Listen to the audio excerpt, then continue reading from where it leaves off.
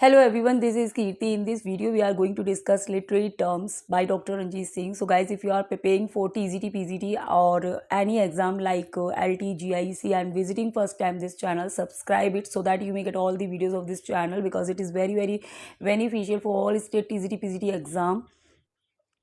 400 questions we have already discussed. So today we start from 401.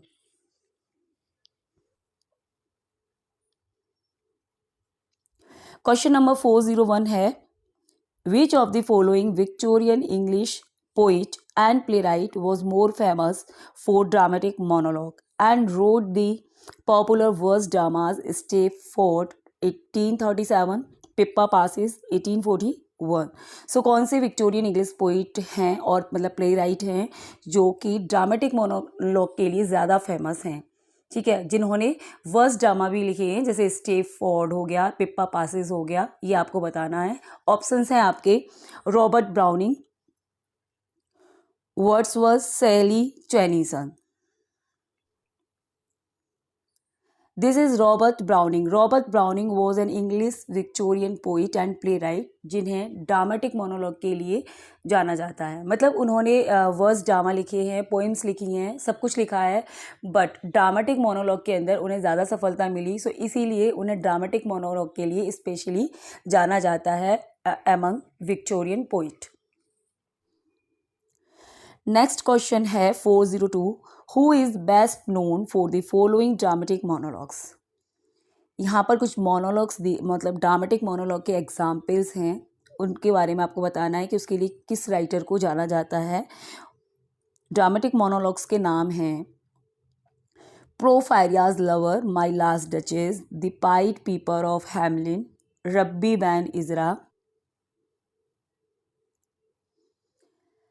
Rabi ben Ezra, Evelyn Hope and Fra Lippo Lippi, the lost leader, Prospice. ठीक है, ये कुछ dramatic monologues के example हैं, आपको ये बताना है कि किस राइटर के हैं ये। So again Robert Browning is the writer of these famous dramatic monologue. So A is the right answer. Next है यहाँ पर question number 403 who among the following was an English writer who made lasting contribution to English literature as a poet, playwright, essayist, moralist, critic, biographer, editor and lexicographer. So आपको ये बताना है कि ये जो राइटर हैं, यहाँ 4 options आपके हैं, 4 राइटर यहाँ पे दिए हुए हैं, Robert browning, Samuel Johnson, Oliver gold Smith, John Dryden. तो इनमें से वो कौन से राइटर हैं जिन्होंने इंग्लिश लिटरेचर के अंदर कंट्रीब्यूट किया है एज अ पोइट, एक पोइट के रूप में, प्ले राइट, एक प्ले राइट के रूप में, मॉरलिस्ट हैं, एसेइस्ट भी हैं, वो क्रिटिक हैं, बायोग्राफर हैं, एडिटर हैं और लेक्सिकोग्राफर के रूप में उन्होंने काफ़ी कंट्रीब्यूट किया है इंग्लिश लिटरेचर में। सो ये है Samuel Johnson. Samuel Johnson was an English writer who made lasting contribution to English literature. So B is the right answer. Okay, Samuel Johnson is popularly known as doctor Johnson, जिन्हें doctor Johnson के नाम से जाना जाता है and transitional period से ये belong करते हैं। ये इनका टाइम है 709 to 784। नेक्स्ट है क्वेश्चन नंबर 404 पब्लिश्ड ऑन 15 अप्रैल 1755 a dictionary of the English language is the most influential dictionary in the history of the English language written by. So a dictionary of English language ये book है जिसको लिखा गया था किस writer के द्वारा, आपको बताना है। पब्लिशिंग डेट यहाँ पर दी गई है कि जिसे पब्लिश कराया था 15 अप्रैल 1755 को, यानी कि 15 अप्रैल 1755 को इस इन्फ्लुएंशियल डिक्शनरी को पब्लिश कराया गया था। लिखा किसके द्वारा गया था इसको, ये आपको बताना है। ऑप्शंस हैं Ben Jonson, Shakespeare, Samuel Johnson and none of these. So this is Samuel Johnson. Samuel Johnson क्या है, लेक्सिकोग्राफर हैं और इन्होंने एक इन्फ्लुएंशियल डिक्शनरी लिखी थी और उसे पब्लिश कराया था 15 अप्रैल 1755 को। So C is the right answer. Next question है 405 life of the most eminent English poet 1779 to 81 alternatively known by the shorter title Lives of the Poet, is a work by comprising short biographies and critical appraisals of 52 poet. ठीक है, सो एक ये भी बहुत famous work है एक writer का, life of the most eminent English poet, जिसमें उन्होंने 52 पोइट की बायोग्राफीज को लिखा था, जिसे शॉर्ट में हम बोलते हैं lives of the poet. Short में इसको लाइव्स ऑफ द पोइट भी बोला जाता है। सो किसके द्वारा इसको लिखा गया है? So again Samuel Johnson. Samuel Johnson is the writer of this particular work, life of the most eminent English poet. So most eminent English poet में उन्होंने 52 राइटर्स को उठाया था, उनकी बायोग्राफीज़ को उन्होंने लिखा है, जैसे मिल्टन हो गए, मेटाफिजिकल पोइट्स हैं, और काउली वगैरह, इनकी लाइफ को इसमें उन्होंने लिखा है। सो ये बहुत ही इंपॉर्टेंट वर्क है इनका। 1779 में, मतलब डेट याद रखना, इसको स्टार्ट किया था, 81 में इन्होंने इसको कंप्लीट किया है। नेक्स्ट है question number 406, which English writer and puritan preacher is best remembered as the author of the Christian allegory the Pilgrim Progress. So कौन से ऐसे इंग्लिश राइटर हैं जिनको बेस्ट मतलब याद किया जाता है पिलग्रिम प्रोग्रेस के राइटर के रूप में? कौन से वो राइटर हैं English? Ben Jonson, John Bunyan, Samuel Johnson, none of these. So this is John Bunyan. John Bunyan क्या है? द पिलग्रिम प्रोग्रेस के राइटर हैं। मतलब ये जो वर्क है ये इतना इम्पॉर्टेंट है इन दी हिस्ट्री ऑफ इंग्लिश लिटरेचर कि इस वर्क के नाम से उनको याद रखा जाता है, क्योंकि ये जो वर्क है उनका एक क्रिश्चियन एलेगरी है, जिसको मतलब बिब्लिकल एलेगरी के नाम से भी, जिसे बिब्लिकल एलेगरी भी बोला जाता है।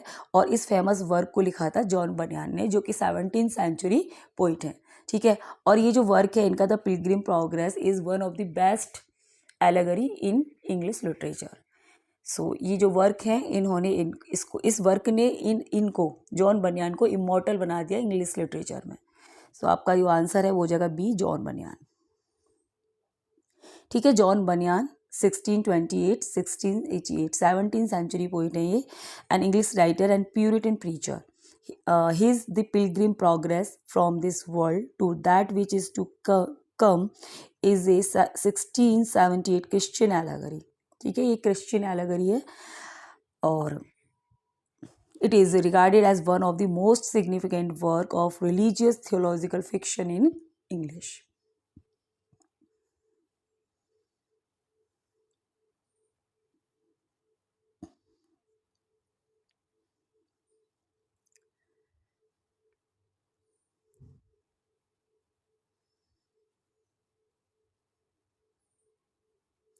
नेक्स्ट है 407, grace abounding to the chief of sinners, or a brief relation of the exceeding mercy of God in Christ to his poor servant John Bunyan, is a Puritan spiritual autobiography written by। ये एक Puritan spiritual biography है जिसे किसने लिखा था आपको ये बताना है। सो यहाँ पर अगेन जॉन बनियान है। जॉन बनियान का एक वर्क फेमस जो एलेगरी है पिलग्रिम प्रोग्रेस, उसके अलावा उन्होंने एक प्यूरिटन स्पिरिचुअल ऑटोबायोग्राफी को भी लिखा है। ठीक है, ये इसका नाम है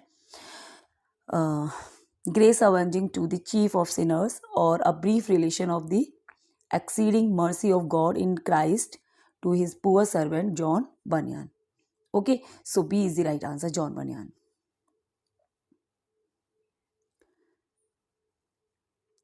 नेक्स्ट है यहाँ पर question number 408, essay of dramatic poesy is a work by. Essay of dramatic poesy किसका वर्क है ये आपको बताना है। आगे है इंग्लैंड फर्स्ट पोइट लॉरियट, वो इंग्लैंड के क्या हैं? फर्स्ट पोइट लॉरियट हैं। In which the author attempt to justify drama as a legitimate form of poetry comparable to the epic as well as defend English drama against that of the ancient and the French. ठीक है, so ये dramatic poesy आपको बताना है किसका है work पहले तो, और फिर उनके बारे में आगे जो डिटेल दी गई है वो ये है कि इंग्लैंड के वो फर्स्ट पोइट लॉरियट रहे। सो इससे हमें ये पता चल गया कि इंग्लैंड के फर्स्ट लॉरियट अगर वो रहे हैं तो वो हैं जॉन ड्राइडन, क्योंकि John Dryden is the writer who is the first poet laureate of England. सो यहाँ जो आपका आंसर हो जाएगा वो हो जाएगा जॉन ड्राइडर। इस वर्क के अंदर उन्होंने मतलब जो ड्रामा है इंग्लिश ड्रामा उसको जस्टिफाई किया है। उन्होंने इसे पोइट्री की लेजिटिमेट फॉर्म बताया है ड्रामा को, कंपेरेबल टू दी एपिक, यानी कि ड्रामा को वो एपिक की तुलना में पोइट की ज़्यादा लेजिटिमेट फॉर्म बताते हैं। और वो इंग्लिश ड्रामा को, इसके साथ ही वो इंग्लिश ड्रामा को डिफेंड करते हैं अंगेस्ट, किसके अंगेस्ट में, एंशियंट एंड दी फ्रेंच, जो प्राचीन ड्रामा है यानी कि जो क्लासिक ड्रामा है और जो फ्रेंच ड्रामा है उसके अंगेस्ट में वो इंग्लिश ड्रामा को इसमें डिफेंड करते हैं, आर्ग्यू करते हैं और पोइट्री की लेजिटिमेट फॉर्म बताते हैं एपिक की तुलना में।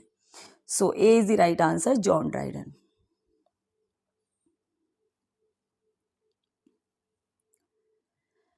नेक्स्ट है यहाँ पर 409, in presenting his argument in essay of dramatic poesy. ठीक है, ऐसे ऑफ ड्रामेटिक पोइजी में अपने जो आर्ग्यूमेंट उन्होंने दिए हैं, मतलब वही इंग्लिश ड्रामा को उन्होंने वहाँ पे डिफेंड किया है। Dryden take up the subject that dash had set forth in his defence of poesy in 1580। So इसमें जो आर्ग्यूमेंट कर रहे हैं ड्राइडन, उन्होंने उसी सब्जेक्ट को टेकअप किया है जिसको डिफेंस ऑफ पोइजी में किया गया था 1580 में। सो डिफेंस ऑफ मतलब वही जो टॉपिक है वही टॉपिक इन्होंने अपने इस वर्क में उठाया ड्रामेटिक पोइजी में, जिसे डिफेंस ऑफ पोइजी में उठाया गया था इन 1580। सो डिफेंस ऑफ पोइजी किसका वर्क है ये आपको जानना है। ठीक है, सो डिफेंस ऑफ पोइजी को लिखा था फिलिप सिडनी ने इन 1580। सो यहाँ इन्होंने, फिलिप सिडनी ने भी यहाँ पोइट्री को डिफेंड किया है, ऐसे ही ये ड्रामा को करते हैं इसी तरीके से। ठीक है, so D is the right answer.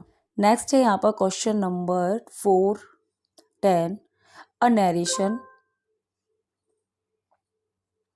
और description in which event, action, characters, setting, object represent specific abstractions or ideas. Hence, the narrative carries a second meaning along with it surface story. तो ठीक है ना, कोई story है, narration है या कोई डिस्क्रिप्शन है जिसमें इवेंट, एक्शन, करेक्टर, सेटिंग, जिसके थ्रू कोई स्टोरी दिखाई जा रही है ना, कोई स्टोरी चल रही है, तो उसमें क्या है कि सरफेस पे जो स्टोरी है उसके साथ सेकंड मीनिंग या सेकंड स्टोरी को भी लेके चल रही है, उसको बोलेंगे metaphor, imagery, allegory or dadaism. So this is allegory. ठीक है, एलेगरी में क्या होता है कि भी चाहे वो कोई भी वर्क है, मतलब आपका चाहे वो प्रोज में है, पोइट्री में है, फिक्शन में है, इसके अंदर क्या होता है कि जिस भी स्टोरी को या जिस भी चीज़ को यहाँ पर नरेट किया जा रहा है, बताया जा रहा है, तो जो सरफेस पे जो चीज़ें चल रही हैं उसके साथ एक सेकंड मीनिंग भी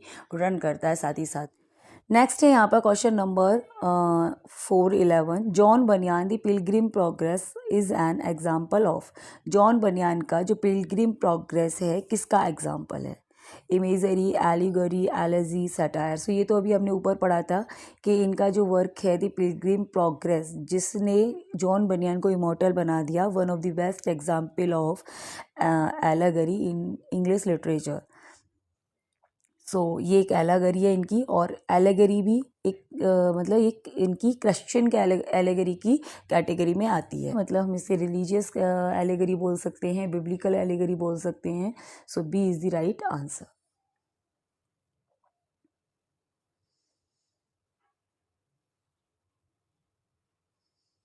नेक्स्ट क्वेश्चन है, the Faerie Queene written by Edmund Spenser is a religious, moral, political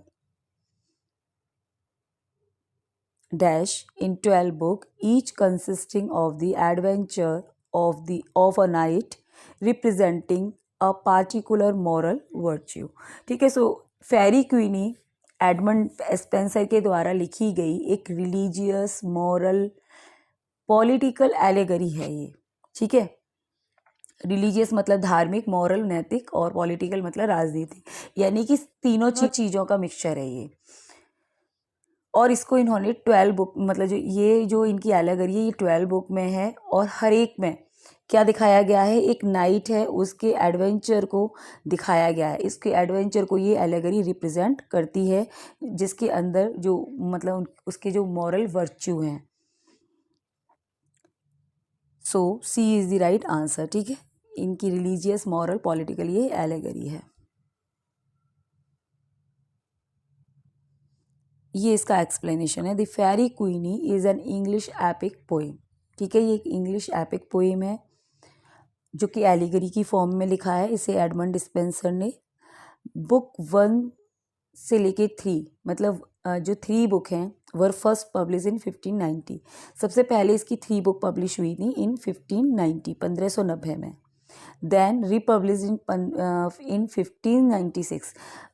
दोबारा ये 1596 में पब्लिश हुई, जिसमें 3 बुक और साथ में आ गई इसके, मतलब 6 बुक इसकी पब्लिश हो गई थी 1596। The text is primarily an allegorical work.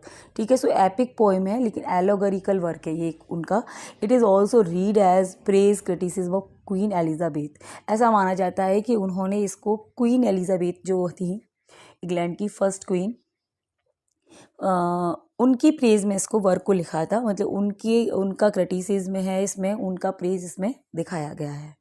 मतलब वो उनको इम्प्रेस करना चाहते थे, उनको इम्प्रेस करने के लिए बेसिकली उन्होंने इस वर्क को लिखा था। नेक्स्ट क्वेश्चन है एस्टोफेल अ पेस्टरल एलेजी। ठीक है, एस्टोफेल क्या है? एक पेस्टरल एलेजी है। Upon the death of the most noble and valorous knight Sir Philip Sidney is a poem by the English poet. So ये एक मतलब एलेजी, पेस्टरल एलेजी है जिसे लिखा गया है most noble and valorous knight Sir Philip Sidney की death पर। इस पोइम को किस इंग्लिश पोइट ने लिखा है ये आपको बताना है। So this is Edmund Spenser. ठीक है, Edmund Spenser is a contemporary poet of Sir Philip Sidney. So इन्होंने इनकी डेथ पर एक एलेजी लिखी थी जिसको पेस्टरल एलेजी की कैटेगरी में रखा गया है, एस्ट्रोफेल। ठीक है, so B is the right answer. ये जो पोएम है, this poem is Spenser's tribute to the memory of Sir Philip Sidney who had died in 1586 and was dedicated to the most beautiful and virtuous lady, the Countess of Essex, Frances Walsingham Sidney widow. मतलब Sidney के साथ ये उनकी जो window हैं उनको भी dedicate है।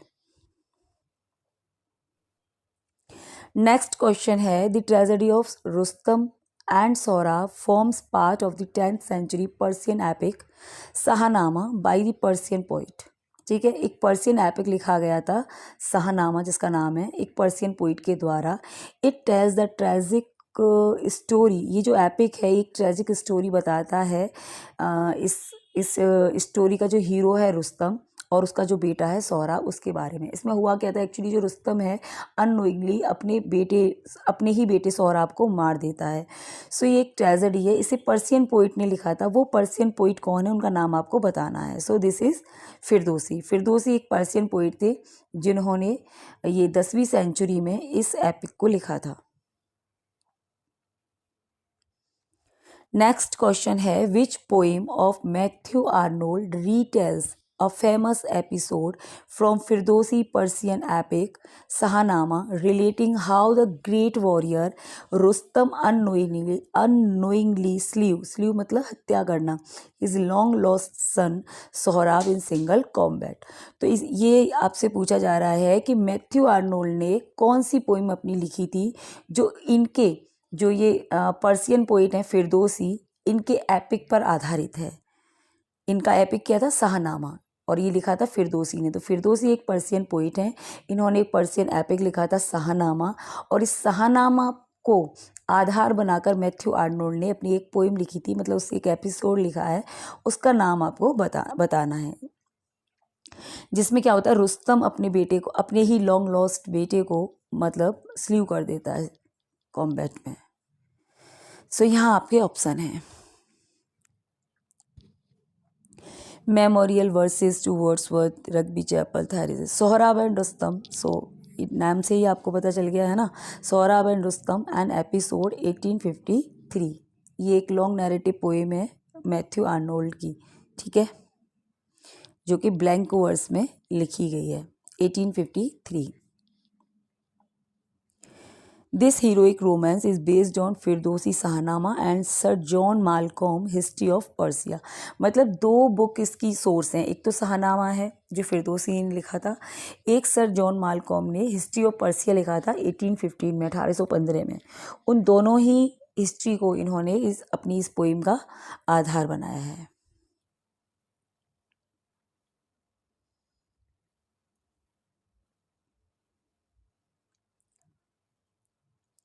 नेक्स्ट क्वेश्चन है, इन memoriam AHH is a poem by the British poet Alfred Lord Tennyson published in 1850. It is a requiem for the poet's beloved Cambridge friend who died suddenly of a cerebral hemorrhage in Vienna in 1833 age 22. सो आपको यहाँ बताना है कि ये जो इन memoriam है एक poem है जिसे अल्फ्रेड लॉर्ड टेनिसन ने 1850 में पब्लिश किया था, और ये उनके एक बिलीवर्ड मतलब उनके जो कॉलेज फ्रेंड है, कैम्ब्रिज फ्रेंड, उनकी डेथ पर लिखी गई है, उनके ऊपर उन्होंने लिखा है इसको, जो कि उनकी मतलब एक सेरिबल हेमरेज से सडनली उनकी डेथ हो गई थी वियना में 1833 में, 1833 में, और वो केवल 22 साल के थे। सो उनके उन फ्रेंड का नाम है Arthur Henry Hallam. So A is the right answer, जिनको शॉर्ट में AHH बोला जाता है। ठीक है, इस पोइम को लिखने में इनको 17 ईयर्स लग गए थे, मतलब 17 साल में ये पोइम कंप्लीट हुई थी। 1850 में इन्होंने इसको पब्लिश कराया था।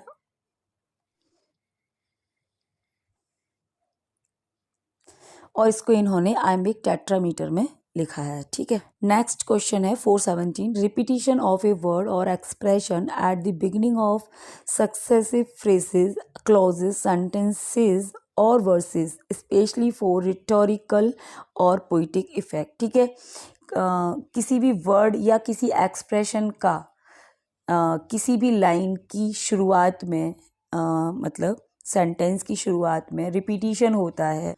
ठीक है, रिपीटिशन ऑफ ए वर्ड मतलब किसी भी वर्ड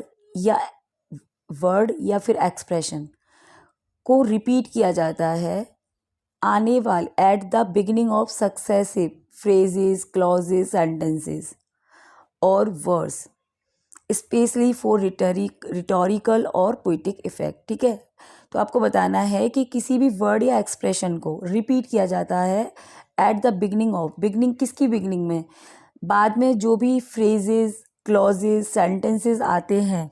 ठीक है, कोई भी आपने पोएम, स्टैंजा या कुछ भी लिखा है, उसमें अगर बाद में आने वाले जो फ्रेज हैं, क्लॉज हैं, सेंटेंस हैं, उनमें उनकी बिगिनिंग में कोई वर्ड या एक्सप्रेशन बार बार रिपीट होता है, उस डिवाइस को क्या बोलते हैं, उसको बोलते हैं एनाफोरा। ठीक है, so B is the right answer.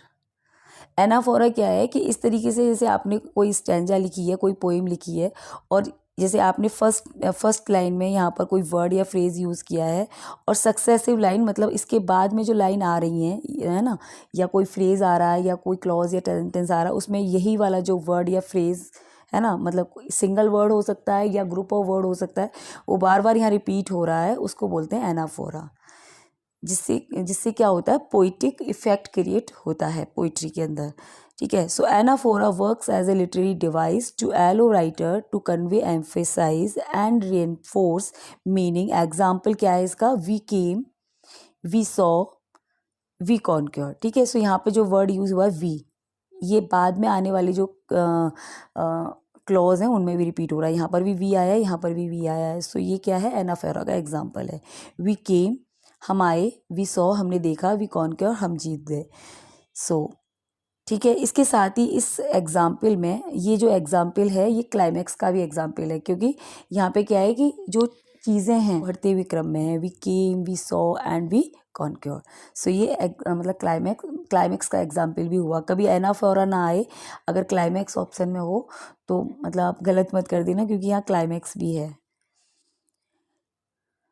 Next है यहाँ पर question number 418, a well known phrase expressing something that is always true about people और दी वर्ल्ड। कोई वेल नोन फ्रेज है जो हमेशा क्या बताता है, ट्रुथ बताता है लोगों के बारे में और इस वर्ल्ड के बारे में, उसको क्या बोला जाता है, aphorism, a days, none of these, या proverb. So a well-known phrase expressing something that is always true is called a days.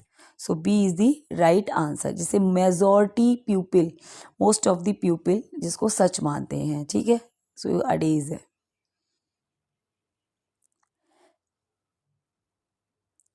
Next है यहाँ पर the term use for a thing that is very old और old fashion और referring to an old style of language और art.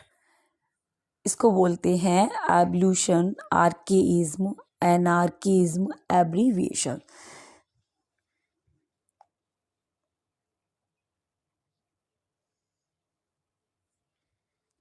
सो ऐसे term जिन्हें मतलब पुरानी चीज़ों में यानी कि पुराने वर्क्स में मतलब यूज़ किया जाता था, अब वो ओल्ड फैशन या फिर कह लो ऑब्सोलीट हो गए हैं, है ना, यानी अब प्रचलन से वो बाहर हो गए हैं, उनको आर्केइज्म बोला जाता है. So B is the right answer. ठीक है. Archaism is derivative of the Greek word archaikos which means beginning or ancient. ठीक है, ये ग्रीक वर्ड है, आर्केकोस से लिया गया, जिसका मतलब है बिगनिंग, यानी कि जिनका प्रयोग शुरुआत में या फिर एंशियंट यानी प्राचीन समय में होता था. अब वो फैशन में नहीं है, आउट ऑफ डेटेड हो चुके हैं, ऑब्सोल्यूट हो चुके हैं या आउट फैशन हो चुके हैं. That is called archaism. जैसे आप विलियम शेक्सपियर वगैरह के वर्क पढ़ते हो तो वहाँ पे आप जैसे हम आज तुम के लिए यू का यूज़ करते हैं, तो उस टाइम पर दाऊ, है ना, दिस के लिए टेस, दाई, दी, मतलब दीज के लिए दाई वगैरह, ये सब, थाइन, ये सारे वर्ड यूज़ होते थे जो कि अब आउटडेटेड हैं. इनको हम आर्केइज्म का एग्जाम्पल कहते हैं.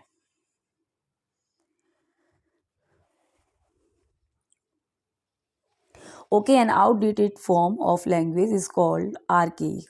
ठीक है, लैंग्वेज की जो आउटडेटेड फॉर्म होती है उसको आर्केइक बोलते हैं. जैसे वर्ड वही मैंने अभी बताया, दाऊ, दी, दाइन, दाई, हैज़, मतलब हैज़ को अभी जो हम हैज़ है बोलते हैं उनको हैज़, है ना. ऐसे ही जो डज होता है ना, डज, डू, इनको डथ, DOTH, डथ बोला जाता था उस टाइम पर. सो ये सब क्या है, आर्केइक वर्ड है.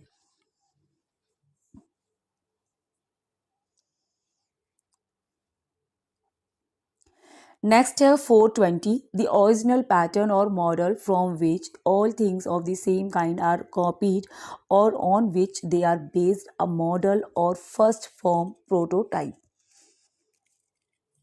ठीक है, ओरिजिनल पैटर्न या फिर model from which all things of the same kind are copied or on which they are based a model or first form prototype.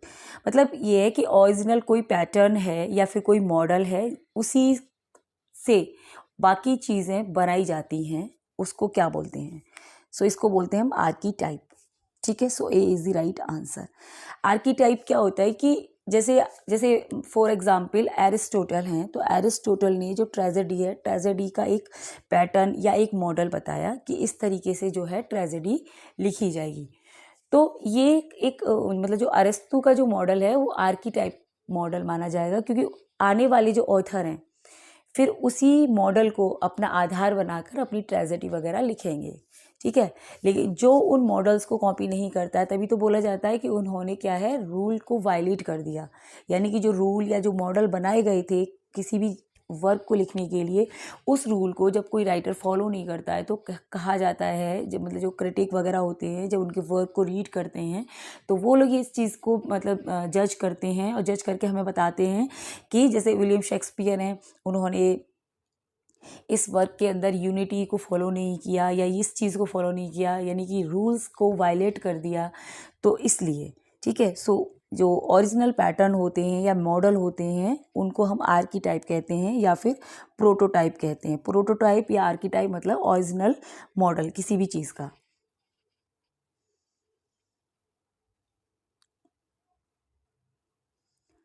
Next have 421. The term used for the advanced group in any field, especially in the visual, literary or musical art, whose work are characterized chiefly by unorthodox and experimental method.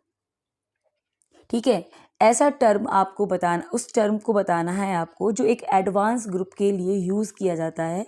वो group किसी में भी हो सकता है, वो किसी भी मतलब फील्ड में हो सकता है, विजुअल, लिटरेरी, म्यूजिकल वगैरह। एडवांस ग्रुप के लिए क्या टर्म यूज़ किया जाता है आपको बताना है। So avant-garde is the right answer. ठीक है, अवंट-गार्डे एक एडवांस ग्रुप होता है। Term refers to the painter का ग्रुप हो, चाहे राइटर्स का ग्रुप हो, म्यूजिशियन भी हो सकते हैं, and other artist whose ideas, style, method are very original or modern in comparison to the period in which they live or the work of this artist. मतलब जिस पीरियड में वो वर्क लिख रहे हैं या जो भी काम वो कर रहे हैं, उस पीरियड से बहुत ज़्यादा वो आगे की सोच रखता है, ऐसा मतलब।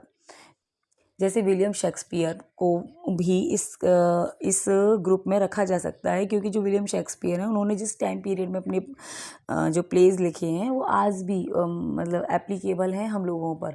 तो सोचो उनकी जो सोच थी वो कितनी मॉडर्न रही होगी, तभी तो वो जो कोट हैं, वो जो लाइन्स हैं, वो आज भी हम लोगों पर एप्लीकेबल हो रही हैं, वो पुरानी नहीं हुई।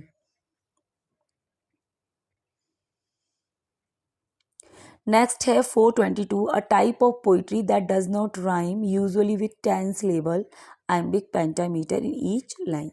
ठीक है, ऐसी पोइट्री जिसमें राइम नहीं है लेकिन 10 syllable है, iambic pentameter है हर लाइन में।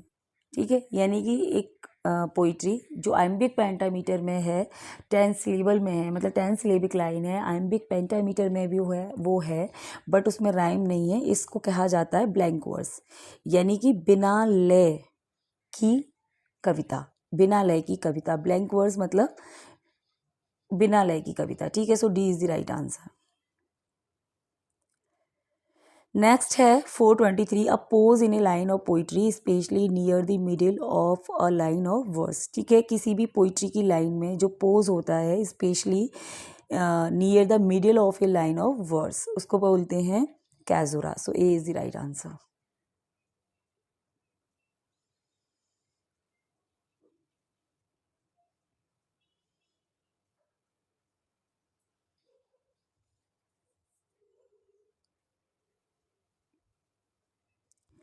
नेक्स्ट है the term criticism is derived from the Greek word kritikos which means. ठीक है, ये जो टर्म है क्रिटिसिज्म, ये ग्रीक वर्ड क्रिटिकोस से लिया गया है, जिसका मतलब होता है एबल टू डिसर्न एंड जज। सो A is the right answer. ठीक है, सो क्रिटिसिज्म क्या होता है, अगर हम लिटरेचर के अंदर क्रिटिसिज्म की बात करें तो क्रिटिसिज्म क्या होता है, कोई भी लिटरेरी वर्क है उसको एनालाइज करना एक क्रिटिक का काम होता है। ठीक है, तो वो उसकी क्रिटिसिज्म देता है ना, उसके गुण दोष के आधार पर। क्रिटिसिज्म कैसे देगा वो, कि जो पार्टिकुलर वर्क है कोई भी लिटरेचर का, उसमें क्या उसकी मतलब गुण हैं, क्या उसमें मतलब खामियां हैं, क्या उसकी कमियां हैं। तो ये वही व्यक्ति कर सकता है जो जिसके अंदर वो कैपेबिलिटी हो किसी भी चीज़ को जज करने की, है ना। वो समझदारी भी तो होनी चाहिए, तभी तो वो मतलब क्रिटिसिज्म कर पाएगा। क्रिटिसिज्म ऐसा तो है नहीं कि कोई भी इंसान कर लेगा। तो एक ऐसा व्यक्ति जो एबल है टू डिसर्न, ठीक है, एंड जज करने में, जो एबल व्यक्ति ही ये कर पाता है। So A is the right answer. Next है 425, which kind of poetry employ the ubi sunt motif, the formula of where are they for lamenting the past. ठीक है, कौन सी पोइट्री ऐसी होती है जिसके अंदर यूबिसंट मोटिव, ये जो फार्मूला है जिसका मतलब होता है वेयर आर दे, मतलब जिसमें पास्ट के लिए लेमेंट होता है। तो इस तरीके का जो मोटिव है यूबिसंट मोटिव, इसको किस पोइट्री में यूज़ किया जाता है। सो ये एलेजी के अंदर इसे यूज़ किया जाता है, क्योंकि ये लेमेंट है ना, और जो एलेजी होती है, एलेजी के अंदर भी हम लेमेंट करते हैं किसी अपने प्रिय या कोई चीज़ के लॉस होने पर हम इसमें लेमेंट करते हैं। सो जो लेमेंट है वो एलेजी के अंदर किया जाता है। नेक्स्ट है 426, secondary epic is also known as, जो सेकेंडरी एपिक है उसको और किस नाम से जाना जाता है। So secondary epic is known as legendary epic. So B is the right answer. इस एक्सप्लेनेशन को देख लो. द प्राइमरी एपिक और folk epic is usually based on the life of a heroic figure and traces the hero achievement. The secondary epic और literary epic is based on the life of A legend and is generously embroidered with poetic imagination. Homer, Iliad and Odyssey are primary epic and Virgil, Aeneid and Milton's Paradise Lost are secondary epic. ठीक है. सो epic दो तरह के होते हैं. एक तो होते हैं प्राइमरी एपिक जिनको फोक एपिक के नाम से भी जाना जाता है. मतलब प्राइमरी एपिक हैं वो फोक एपिक भी हैं. एंड सेकेंडरी जो एपिक होते हैं उनको लिटरेरी एपिक के नाम से भी जाना जाता है. इनमें डिफरेंस होता है ये कि जो प्राइमरी एपिक हैं वो उनको एज इट इज़ मतलब लिखा जाता है, जिसमें कोई क्रिएशन, कोई इमेजिनेशन वगैरह का यूज़ नहीं होता. कोई लिटरेचर मतलब जो लिटरेरी डिवाइस है उनका यूज़ नहीं किया जाता. लेकिन जो सेकेंडरी एपिक हैं उसमें जो पोइट है अपनी इमेजिनरी का यूज़ करता है. जैसे जो मिल्टन है, मिल्टन का पैराडाइज लॉस्ट है, उसमें मिल्टन ने अपनी इमेजिनरी मतलब इमेजरी का यूज़ किया है. ठीक है. सो वो सेकेंडरी एपिक की कैटेगरी में आता है. वर्जिल का एनीड भी सेकेंडरी एपिक की कैटेगरी में आता है. जबकि जो होमर के इलियाड और ओडिसी हैं ये प्राइमरी एपिक का एग्जाम्पल है और फोक एपिक की कैटेगरी में आएंगे. ठीक है. सो आई होप ये आपको क्लियर हो गया होगा कि ये एपिक मतलब कितने टाइप के होते हैं. प्राइमरी और सेकेंडरी ये दो टाइप के होते हैं, आपको ध्यान में रखना है. नेक्स्ट है question number 427. In this type of essay the essays gives an explanation and personal opinion. Okay, personal opinion of an idea. किसी भी आइडिया की वो पर्सनल ओपिनियन देता है. थीम और issue. The ideas are presented through example. ये जो idea हैं ये एग्जाम्पल के थ्रू प्रेजेंट किए जाते हैं. डेफिनेशंस, कंपैरिजन इनमें किया जाता है एंड कॉन्ट्रास्ट दिखाया जाता है. दिस टाइप ऑफ ऐसे इज नोन एज. इस तरीके के जो ऐसे होते हैं उनको किस नाम से जाना जाता है? सो इसको बोलते हैं हम expository essay. So B is the right answer. Next है यहाँ पर question number 428. Who among the following has been called by Spencer as the whale of English unfulfilled? ठीक है. इनमें से कौन है जिसको स्पेंसर ने वेल कहा है इंग्लिश अनफिल्ड की, मतलब इंग्लिश की दीवार कहा है? तो ये चौसर हैं. चौसर को स्पेंसर ने कहा था कि वो इंग्लिश जो लिटरेचर है इसकी क्या है, वो दीवार है, वेल हैं.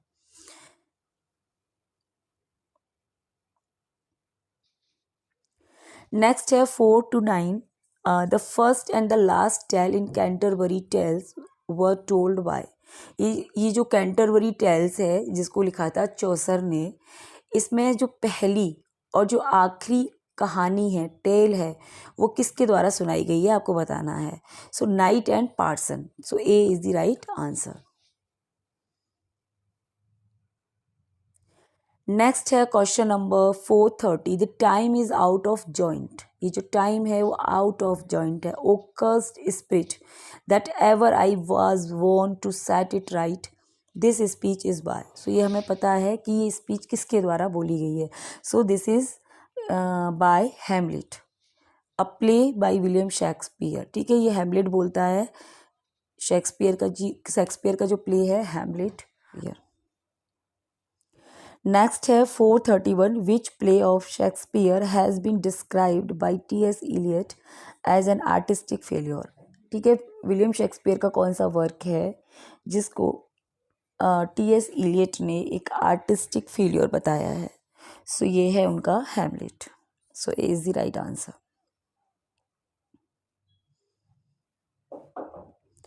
नेक्स्ट है यहाँ पर 432. Who call Milton God gifted organ voice of England. Milton को God gifted organ voice England की किसने कहा है? सो ये टेनिसन है. टेनिसन ने मिल्टन को God gifted organ voice of England बोला है. So D is the right answer. इन्होंने मिल्टन के ऊपर एक पोइम लिखी थी, उसमें इन्होंने इनको ये बोला है. नेक्स्ट है in his controversial novel The Satanic Verses, Salman Rushdie adapt major motif and plot element from such as a fall and subsequent transformation. ठीक है, अपने कंट्रोवर्शियल नोवेल में ये जो इनका ये है जो सलमान रश्दी, इनका सैटनिक वर्स एक कंट्रोवर्शियल नोवेल है। इसमें इन्होंने जो प्लॉट है, मोटिव हैं, इनको कहाँ से लिया है, एलिमेंट्स कहाँ से लिए हैं अपने नोवेल के, ये जो है Paradise Lost by John Milton. So B is the right answer. Next है यहाँ पर 434, who was made England first official poet laureate in 1668। 1668 में इंग्लैंड का फर्स्ट ऑफिशियल पोइट लॉरियट बनाया गया। किसको बनाया गया था? John Dryden. So A is the right answer ना। ठीक है, फर्स्ट ऑफिशियल जो लॉरियट हैं वो जॉन ड्राइडन थे। इन 1668 में इनको बनाया गया था। और इससे पहले मतलब बेन जॉनसन को लॉरियट बनाया गया था, बट ऑफिशियल नहीं बनाया था। ऐसे ही मतलब एक होता है ना, एक फेवर के रूप में, जैसे कि आपका कोई फेवरेट इंसान है और आपने उसको कह दिया कि आप पोइट लॉरियट हो, तो ऐसे करके बेन जॉनसन को किंग जेम्स ने बना दिया था। बट फर्स्ट ऑफिशियल अगर आपसे पूछा जाए तो जॉन ड्राइडन, क्योंकि यहाँ पर दोनों नेम आपको मिलेंगे। बेन जॉनसन का नाम भी दिया हुआ है। बेन जॉनसन लॉरियट थे फर्स्ट, बट ऑफिशियल नहीं थे।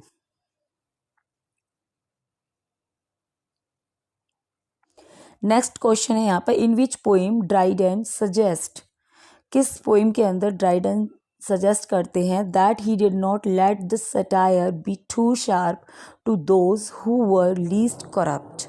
आई confess I have laid in for those by rebating the satire where justice would allow it from carrying too sharp an edge। So ये इनकी पोएम है Absalom and Achitophel 1681। So D is the right answer. Next है 436, lipstick feminism is a variety of dash that seeks to ascertain that women could still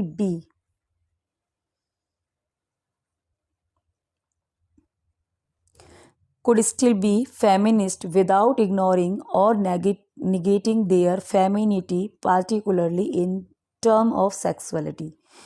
so ये आपके options हैं, आपको बताना है। So this is C, third wave feminism. ठीक है, next है 437, who coin the term ecriture feminine. ये टर्म किसने कॉइन किया था, एक्रीचर फेमिनाइन? आपको बताना है। So Helen Cixous. So D is the right answer. ठीक है, एक्रीचर फेमिनाइन और women's writing is a term coined by French feminist and literary theorist Helen Cixous in her 1975 essay the laugh of the मेडुजा। इसमें इन्होंने इस term को coin किया था। Next है on which matter first wave feminism focus. मतलब कई सारी वेव है ना ये फेमिनिज्म की, first wave, second wave, third wave. So आपको बताना कि फर्स्ट वेव किस चीज़ पे फोकस करती है। सो ये करती है women's right to vote, suffrage and property right. ये जो वोमेन्स हैं उनके जो वोटिंग राइट थे और उनके जो प्रॉपर्टी राइट थे, उन पर ये जो फर्स्ट वेव आई थी ये फोकस करती है। So A is the right answer. Next है 439, which literary theory first developed in the 1980s primarily through the work of the critic Stephen Greenblatt and gained widespread influence in the 1990s। So new historicism। C is the right answer। Next है 440, who said, किसने कहा था, ideas, cultures and histories can not seriously be understood और studied. ठीक है, जिनको मतलब seriously नहीं समझा जा सकता और पढ़ा नहीं जा सकता विदाउट देयर फोर्स और more precisely their configurations of power also being studied. So Edward wordy Said. ठीक है, एडवर्ड वर्डी ने ये कहा था। नेक्स्ट है द टर्म इको क्रिटिसिज्म। ये बहुत इंपॉर्टेंट क्वेश्चन है। The term eco criticism was coined in 1978 by, ये जो टर्म है इको क्रिटिसिज्म किसके द्वारा कॉइन किया गया, इन हिज ऐसे, उन्होंने अपने ऐसे लिटरेचर एंड इकोलॉजी ऐसे था, उसमें इसको कॉइन किया था, and an experiment in eco criticism. So ये पूरा नाम है उनके ऐसे का, literature and ecology and experiment in ecocriticism. So William Rueckert, A is the right answer. Who defined eco-criticism as study of the relationship between literature and the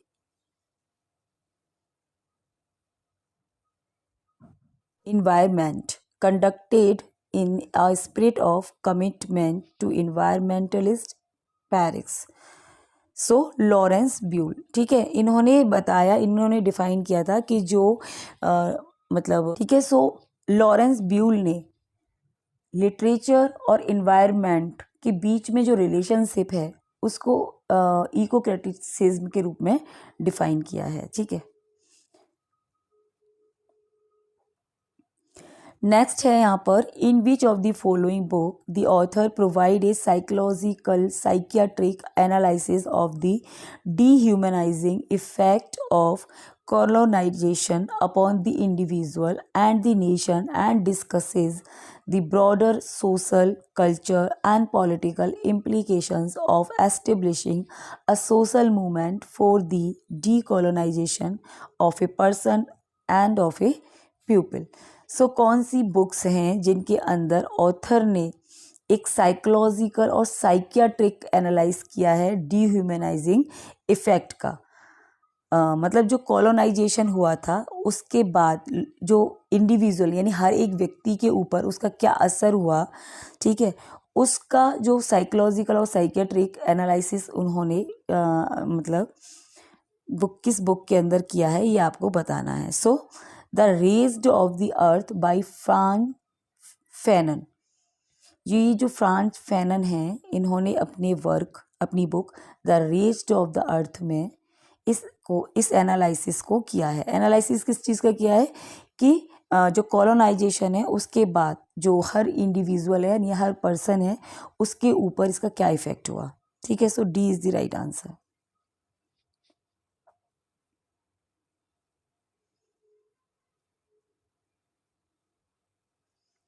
next question है, which of the following books conclude with the sentence he had already chosen the title of the book after much thought, the pacification of the primitive tribes of the lower Niger.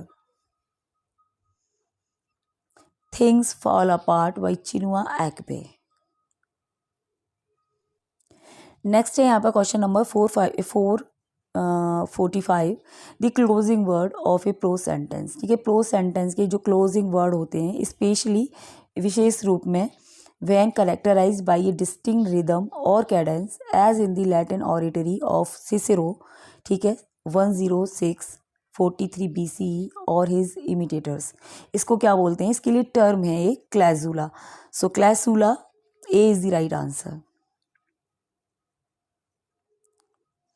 Next है यहाँ पर question number 446, a form of comic verse named after its inventor. ठीक है, comic verse का form है ये जिसका नाम इसके इन्वेंटर के नाम पर पड़ा, एडमंड क्लैरियू बेंटली. ठीक है, ये इन्वेंटर का नाम है Edmund Clerihew Bentley, 1875-1956. It consist of two metrically awkward couplet and usually present a ludicrously uninformative biography of some famous person whose name appears as one of the rhymed word in the first couplet. So इसको बोला जाएगा, जैसे मैंने आपको बोला कि named after it inventor, इसके inventor के नाम पर ही इस कॉमिक वर्ड्स का नाम पड़ा है. सो ये है clerihew. So B is the right answer.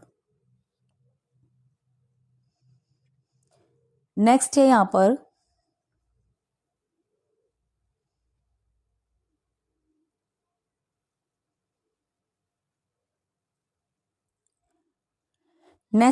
पर a trite over use expression which is lifeless. ठीक है, एक ऐसा एक्सप्रेशन जो ओवर यूज है एंड ट्राइट है, मतलब वही घिसा पिटा पुराना बहुत ज़्यादा यूज हो चुका है, जो अब लाइफलेस हो गया है, इतना यूज हो गया है वो, उसको बोलते हैं क्लीसे. क्लीसे क्या है, घिसा पिटा स्टेटमेंट, मतलब not original.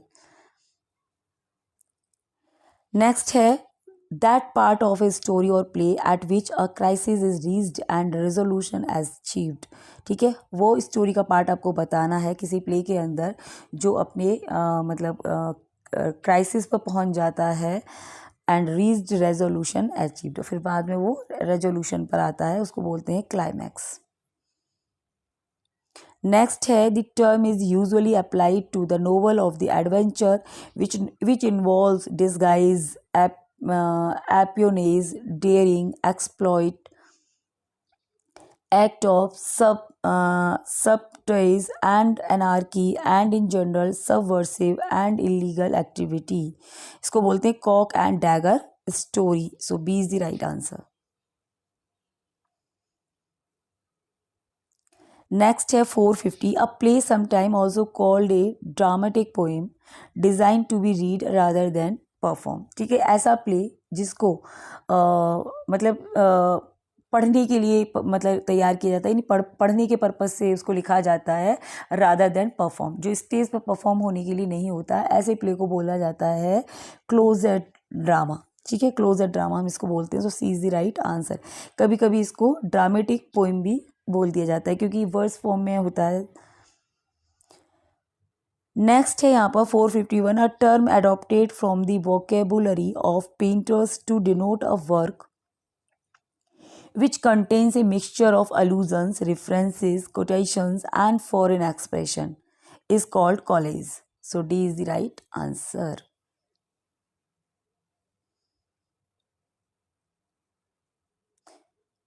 So D is the right answer, collage. Next है 452. The use of informal expressions appropriate to everyday speech rather than to the formality of writing and differing in pronunciation, vocabulary or grammar.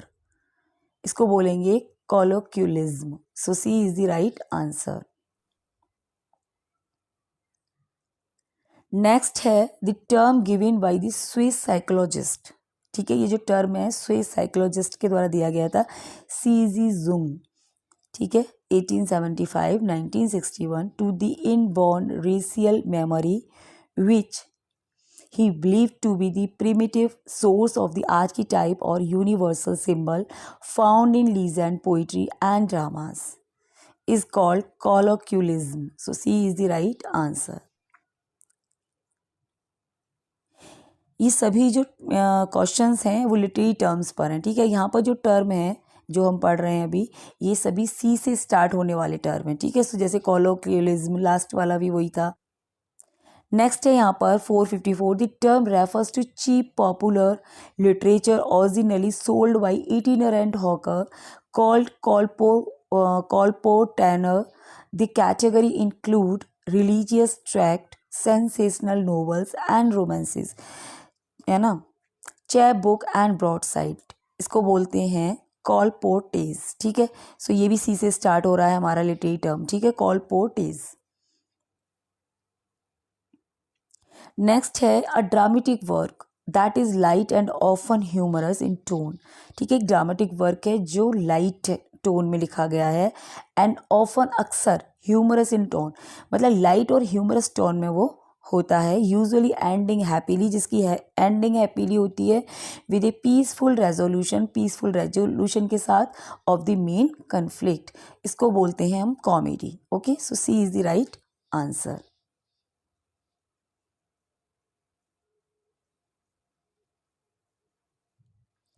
So C is the right answer.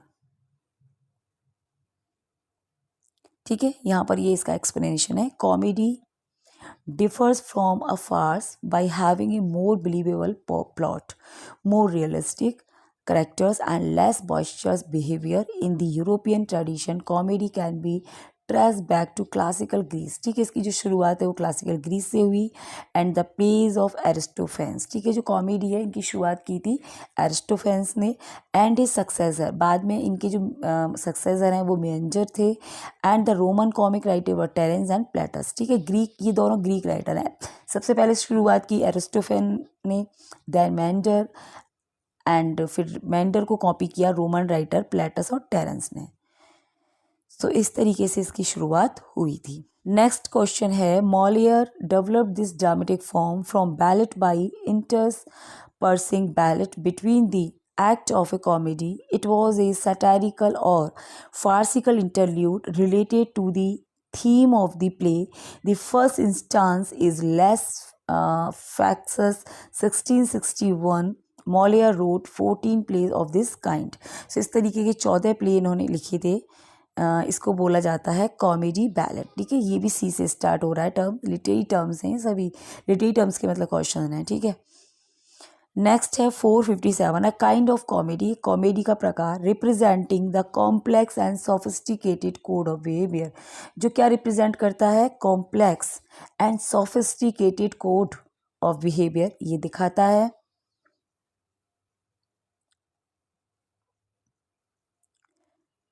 Current in fashionable circles of society. ठीक है, ये society का जो current fashion जो चल रहा है उस फैशनेबल सर्कल को ये दिखाता है। Where appearances count for more than true moral character, इसको कहते हैं comedy of manners. So C is the right answer. ठीक है, ये इसका एक्सप्लेनेशन है। This genre has for it main subject and theme the behaviour and deportment of man and women living under specific social code. ठीक है, ये किस तरह के समाज मतलब ये समाज में किस तरह के लोग थे। It tend to be preoccupied with the code of the middle and upper classes and is often marked by elegance, wit and sophistication। ठीक है, ये इसकी क्वालिटीज़ होती हैं, यानी कि समाज का ये एक तरह से चित्रण होता है, जिस तरह का समाज होता है। जैसे रेस्टोरेशन पीरियड में ये जो कॉमेडी है ये फेमस हुई थी, कॉमेडी ऑफ मैनर्स। तो जिस तरह का समाज था उस समाज के लोगों में जिस तरह के मैनर्स थे, उन्हीं मैनर्स को यहाँ के जो करेक्टर्स हैं इस कॉमेडी के उनमें दिखाया जाता था। ठीक है, नेक्स्ट है 458, a form of comedy which depend on an intricate plot full of surprise and tend to subordinate character to plot. ये कौन सी कॉमेडी है? सो ये कॉमेडी है comedy of intrigue. So D is the right answer. ठीक है, ये जो फॉर्म है कॉमेडी की ये स्पेन में ऑरिजिनेट हुई थी, स्पेन की फॉर्म है ये। और इसके लिए 4 फेमस राइटर हैं जिनको जाना जाता है, जैसे लोपा दे वेगा, टिरसो दे मोलिंगा, है ना, मतलब फ्रांस नेम है ये हैं, एंड मोरेटो। सो ये कुछ राइटर हैं स्पेन में जिन्होंने इसको मतलब ऑरिजिनेट किया था कॉमेडी ऑफ इंट्रीग को।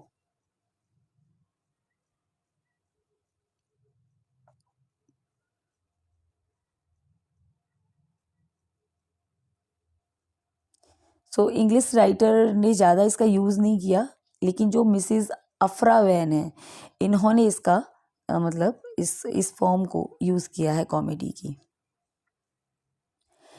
नेक्स्ट है यहाँ पर, a term first used by David Campton by way of subtitle to his 4 short plays The Lunatic View 1957. It denoted a kind of play in which one or more characters feel that they are threatened by some obscure and frightening force, power, personality, etc.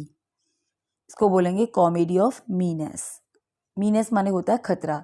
सो ऐसी comedy जिसमें खतरा दिखाया जाता है, एक तरह से ये एब्सर्ड मतलब प्ले के अंतर्गत ये आता है। सो ये जो टर्म है फर्स्ट डेविड कैम्पटन ने इसे यूज़ किया था कॉमेडी ऑफ मीनेस को। ठीक है,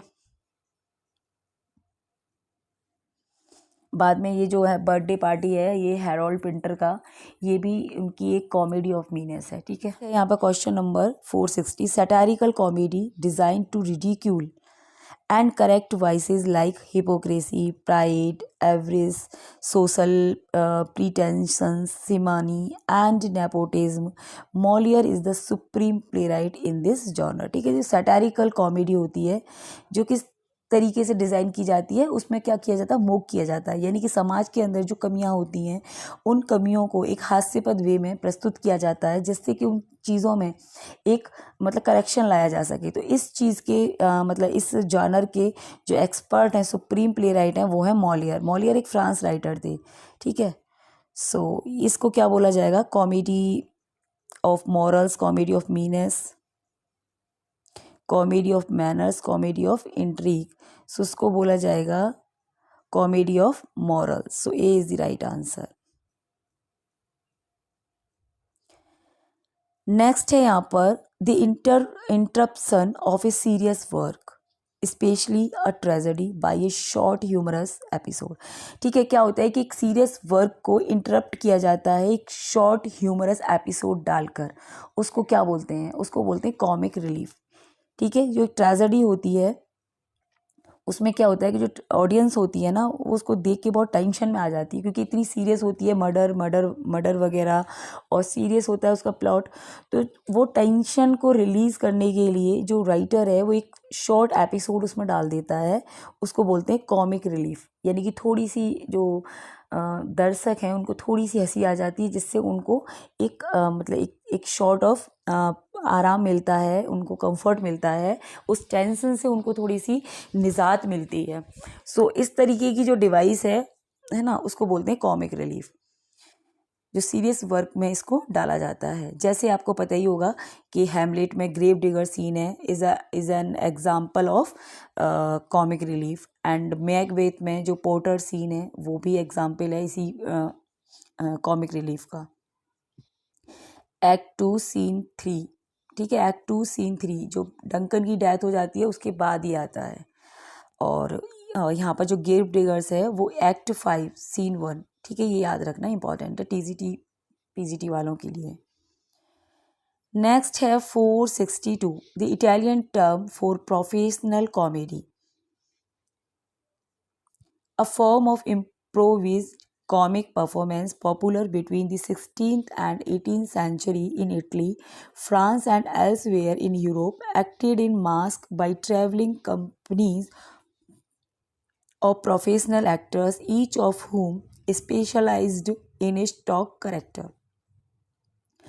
ठीक है, सो ये एक प्रोफेशनल कॉमेडी है ये, जिसका इटालियन नाम है कॉमेडिया डेल आर्टे. ये एक इटालियन कॉमेडी है, इसको कॉमेडिया डेल आर्टे बोलते हैं. जिसमें क्या होगा कि आपको इस कॉमेडीज के अंदर आपको स्टॉक कैरेक्टर मिलेंगे. ठीक है,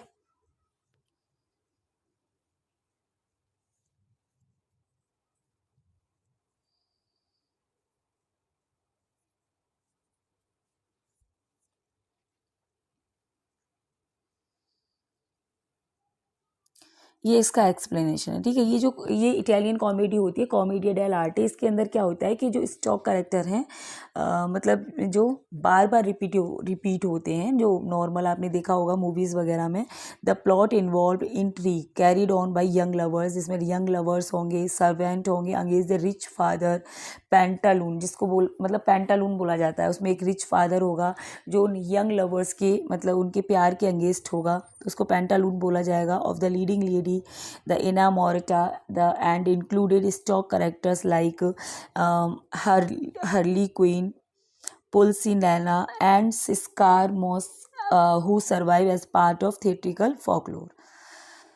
ठीक है, नेक्स्ट है यहाँ पर question number 463. Since the 1950s the term has been used broadly by literary critics to refer to a fast-growing and diverse body of writing in English from the former colonies. इसको बोलेंगे Asian literature,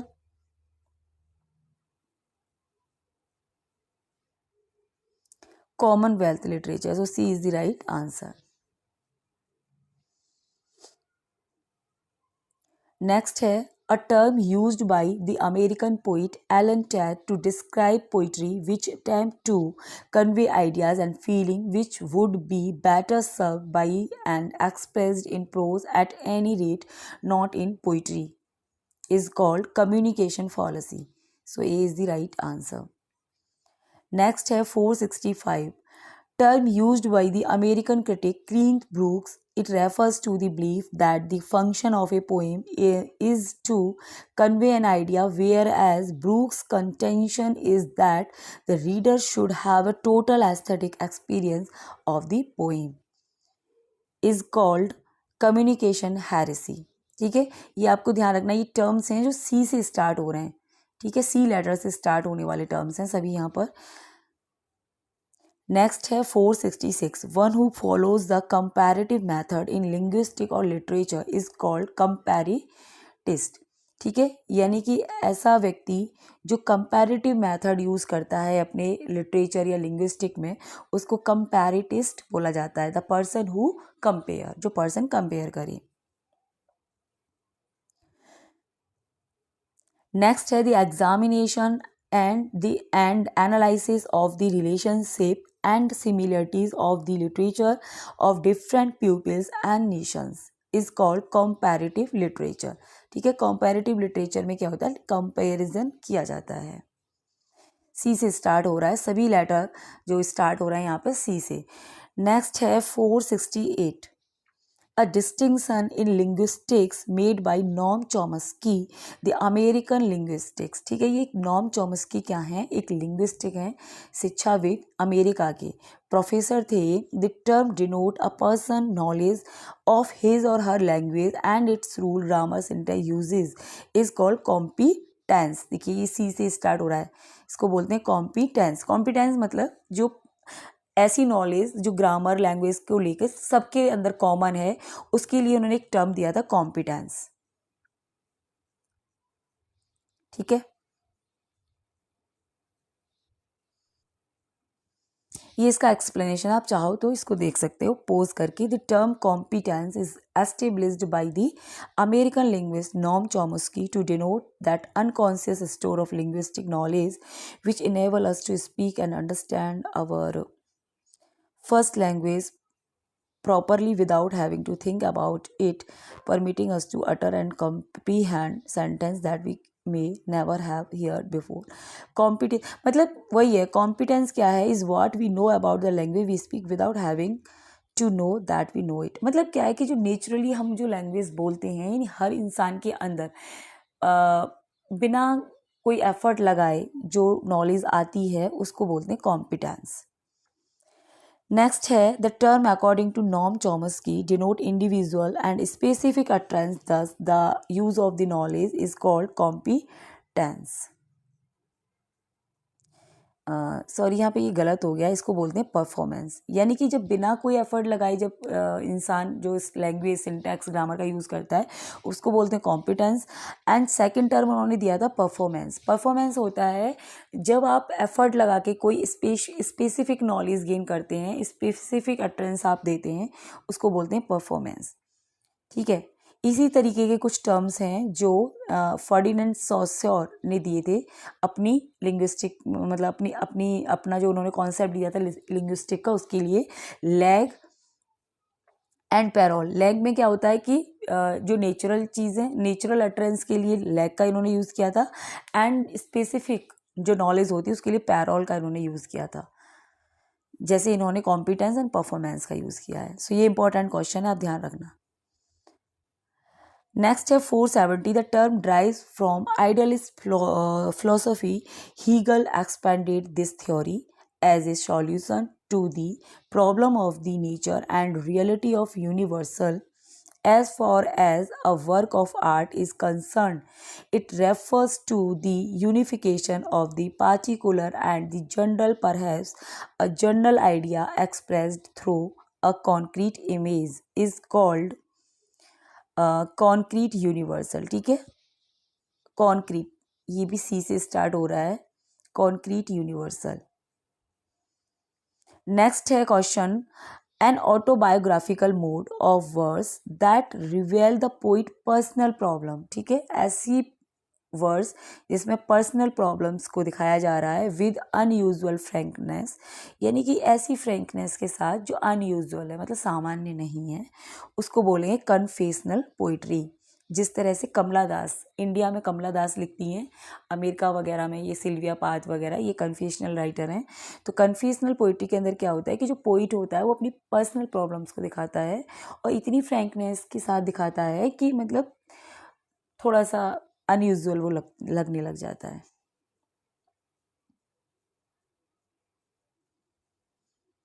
ठीक है, ये term is usually applied to certain poet of United State from the late 1950 to the late 1960s, notably Robert Lowell, whose life study 19 मतलब वही है, ये American poet हैं जिन्होंने कन्फेशनल पोइट्री लिखी है। नेक्स्ट है यहाँ पर 472, a character in drama and occasionally in fiction who has little effect on the action but whose function is to listen to the intimate feeling and intention of the protagonist is called confidant। ठीक है, सो एक ऐसा character जो drama में fiction में आपको मिलेगा जिसका मतलब एक्शन में ज़्यादा इफेक्ट नहीं है, लेकिन उसका जो फंक्शन है वो ये है कि जो प्रोटागोनिस्ट है उसकी जो बातें हैं उसको सुनने का काम वो करता है, उसको बोलते हैं कॉन्फिडेंट। ठीक है, यानी कि विश्वास पात्र होता है वो प्रोटागोनिस्ट का, जैसे होरेसियो हैमलेट का है। और अगर फेमिनाइन है, फेमिनाइन जेंडर के लिए यही टर्म यूज होता है कॉन्फिडेंटी, जैसे डेस्डिमोना के लिए एमिलिया है। ठीक है, नेक्स्ट है यहाँ पर, the term refers to a group of young Russian poet who flourished in the 1920s and were influenced by futurism. They were inspired by technology like the futurist and were anti traditional.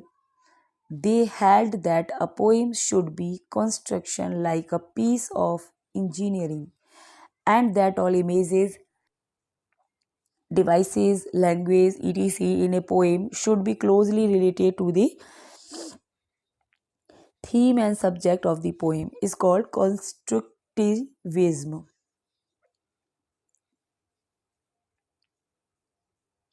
इसके chief poet हैं वीरा इनबर, ये आपको ध्यान में रखना है, and Iliya सैल्विंस्की।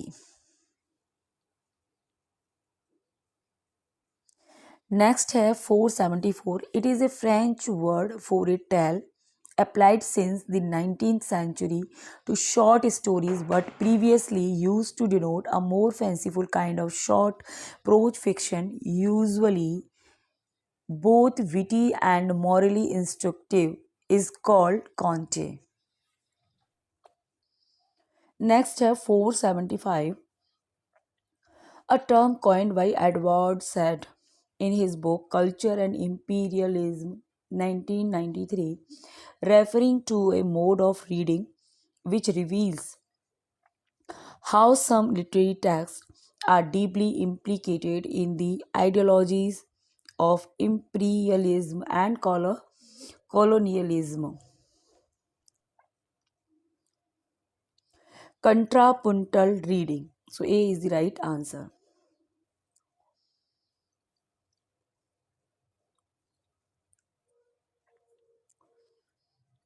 Next है 476, a term used to denote the body of a writer works is called, इसको बोलते हैं कॉर्पस।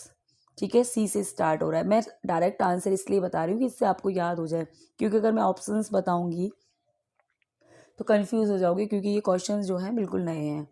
इससे पहले से पढ़े हुए जो क्वेश्चंस होते हैं उसमें अच्छा लगता है कि ऑप्शंस आपको पता हो, आप क्लियरली जानते हो कि आंसर ये है।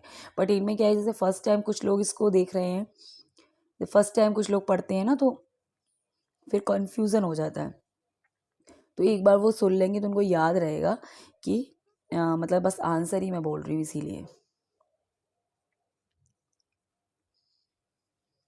नेक्स्ट है 477, small group of writers and others bound together more by friendship and habitual association than by a common literary cause or style that might unite a school or movement is called coterie।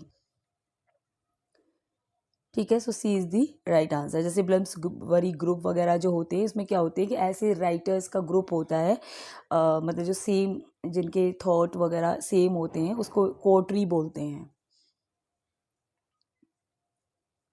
Next has 478, a minor genre of poetry which has some importance in 17th century English verse. It is defined by its subject matter, which is the fruitfulness and stability of a patron's country estate and the patron's own conservative virtue is called country house poem। ठीक है, D is the right answer, और ये इसका explanation है। अगर आप लोग explanation read करना चाहते हैं तो आप इसको पॉज करके वीडियो को आप इस एक्सप्लेनेशन को रीड कर सकते हैं। ठीक है, नेक्स्ट है 479, a sudden surprising turn of event that gives a new twist to the plot of a play. यानी कोई प्ले है ना, या कोई स्टोरी है, उसके अंदर कोई ऐसा टर्निंग पॉइंट आता है जो एक नया मोड़ दे देता है स्टोरी को, उसको बोलते हैं coup de theatre. So B is the right answer. Next है a book that gives advice to aspiring young courtiers in etiquette and other aspect of behavior expected at royal or noble court. This kind of work, sometimes written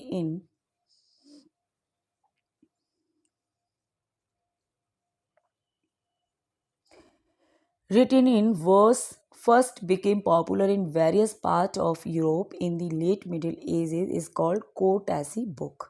इसको बोलते हैं courtesy book.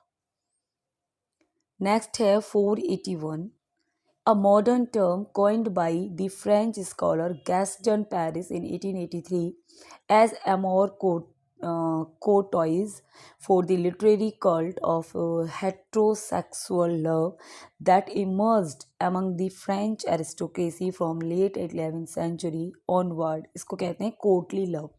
ठीक है, courtly love को French में, मतलब French language में बोलते हैं amour courtois. So C is the right answer. Next है 482, an ode in which the stanza और verse paragraph are irregular in rhyme, line length and number of lines. It is named after Abraham Cowley is called. ठीक है, अब्राहिम कौली के नाम से जो odd जाने गए हैं वो है कौलियन ऑड। Next है 483, an avant-garde movement which began in 1916. Its founding luminary was the Spanish-born Chilean poet Vicente Garcia Huidobro. ठीक है, 1893 1948. Among his followers were Gerardo Diego and John Laria, is called Creacionismo.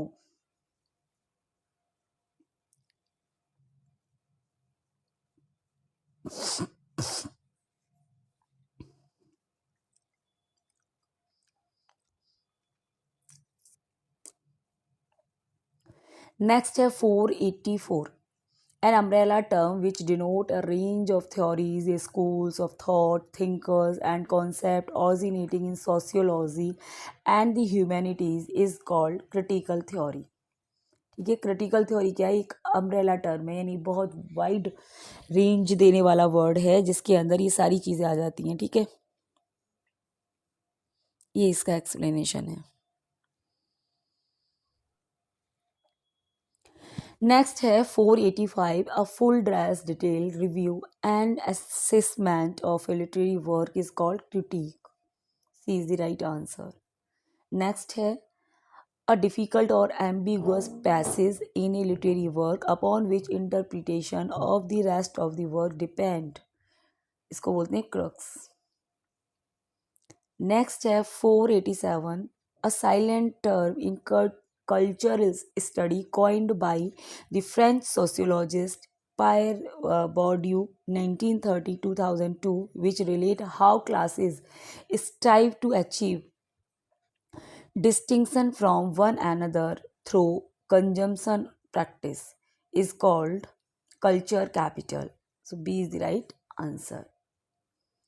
Next है 488, a strategy whereby a state aims to extend its control forcibly beyond its own borders over other states and peoples. Such control is usually not just military but economic and culture imperialism. C is the right answer. Next है 489, a literary criticism which interrogate the material circumstances in which culture is produced and disseminated with a particular focus on the ways tastes are both shaped by and context exploitative relationship is called culture materialism. So A is the right answer. Next है 490. The principle that a person belief, values, custom and worldview do not possess absolute or universal validity but are shaped by her particular culture, circumstances, what is revered or considered to be morally good in one culture might be assessed quite differently in another is called culture materialism. A is the right answer. Next है a term applied to the plays of T.W. Robertson 1829-71 and his imitators. Robertson wrote plays in which he paid attention to realistic domestic detail, hence the slightly pejorative label is called cup and saucer drama. Next है a term applied to the rhythm or pattern of prose is called cursus. Next है 493. An entertainment, often of one act, which precede the main part of the program is called curtain raiser. Next है 494. A technique used by novelist William S. Burroughs in some passages of his works, notably The Ticket That Exploded 1962, whereby pre-existing written text is cut into segments which are reshuffled at random before being printed in the resulting accidental order is called cut up. Next है 495. It is a subgenre of science fiction in a dystopian futuristic setting that tend to focus on a combination of low life and high tech, featuring futuristic technological and scientific achievements such as artificial intelligence and cyberware juxtaposed with societal collapse, dystopia, or decay is called cyberpunk. Is the right answer. 496. A nihilistic movement in art and literature started in Zurich in 1916 by Romanian Tristan Tzara and Alsatian Hans App and two Germans, Hugo Ball and Richard Hulsbeck, is called surrealism. The term was meant to signify everything and nothing or total freedom, anti-rules, ideals and traditions. Next है 497. The term coined by J.L. Chen in the title of his book The Dark Comedy 1962, it denotes comedy which is tragic-comic in tone and form, plays in which laughter, grief, wretchedness and despair intermingled is called dark comedy. Next है 498. A form particularly popular in the 12th and 13th century, a poem in the form of a debate, poetic contest between two characters who are usually personification of opposed principles or qualities, body and soul, water and wine, winter and summer, etc. is called debate. ठीक है, अब यहाँ से जो literary terms हैं वो D से start हो गए, अब जो वर्ड आएंगे वो डी से शुरू होने वाले होंगे. नेक्स्ट है the term usually describe a period of art और literature which, as compared with the excellence of a former age, is in decline. It has been applied to the Alexandrian period 330 BC and to the period after the death of Augustus AD 14 is called decadence.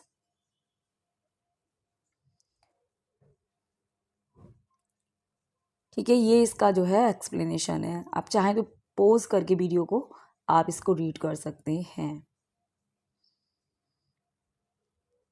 Next है question number 500.